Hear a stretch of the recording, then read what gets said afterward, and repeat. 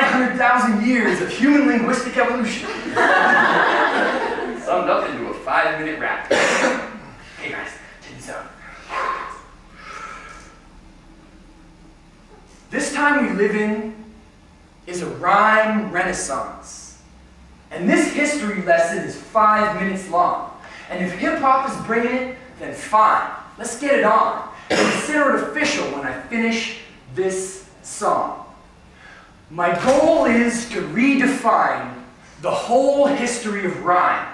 Because the only way to free the soul is to free the mind. And no wisdom as old as this should be confined to total mystery, so we'll just read the signs and Da Vinci codes and try to see the science in this linguistically composed, pristine design. It goes deep. Suppose we could just rewind to when we first rose to our feet and left the trees behind. We'd see tribes of bipedal Australopithecines trying to survive as species divide and interbreed, attending to basic needs like safe places to sleep, raising seeds, and making sure they had things to eat. So they started solving problems by evolving language genes. It probably started from the need to follow wildebeest herds, or the need to distinguish between weeds and herbs, or from mimicking the mimicking screams of red and green birds. It's a chicken-egg riddle. Which came first? Plain speech or verse?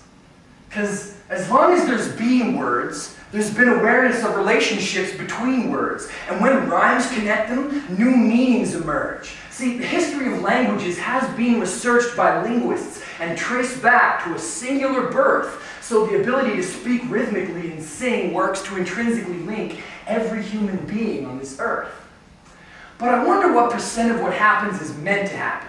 Because in the genesis of rap, what has to be factored in is that this chapter was invented by black men.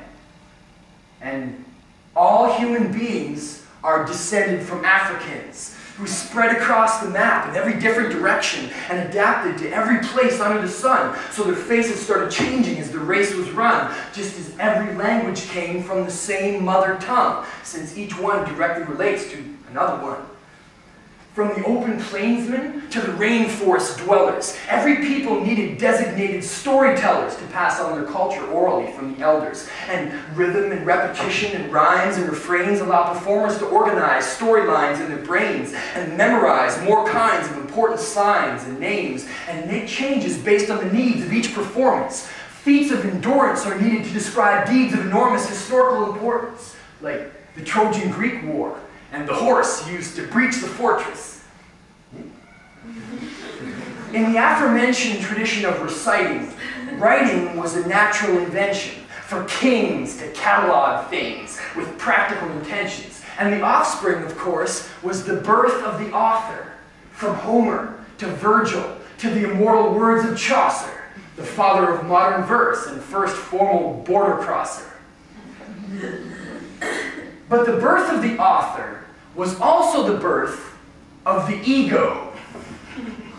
Celebrity seems to bring the worst out of people, especially with the invention of the printing press, which instantly made poetry so much less intimate, because suddenly poems were mostly written to be read alone instead of written to be said aloud to crowds of listening heads. And in just a few centuries, rhyme and rhythm were dead, and 40,000 years of lyricism were watered down and exposed to careless prose on mostly modernist grounds. And poets found that the old supportive crowds were not around, but they hardly even noticed because they were published and important now. But then, recorded sound started with Thomas Edison, one of the most intelligent inventions there's ever been. And ever since, a person's words can be heard across the globe, and the emergence of this rhyme renaissance was possible. But it really started off in the Bronx, in the 70s, when kids with limited means produced monster melodies. High-fidelity beats made their speech more compelling, when ghetto teens resurrected rhymes and storytelling and used ancient wisdom as a system for rebelling. The rhythm was thrilling, swelling the competition, and millions of brilliant minds fought for the top positions, and people finally seem to be starting to sit up and listen. I'm just trying to give them a bit of a nudge with this composition. And the epilogue? Now it's been about 29 years since hip-hop first appeared and confirmed the worst fears of the powers that be. Because now it's in every urban sphere. Yeah, it's even here. Assaulting virgin ears. It's like a massive attack. Because every language on this planet can be adapted to rap. It's like a gigantic amoeba that's having a snack.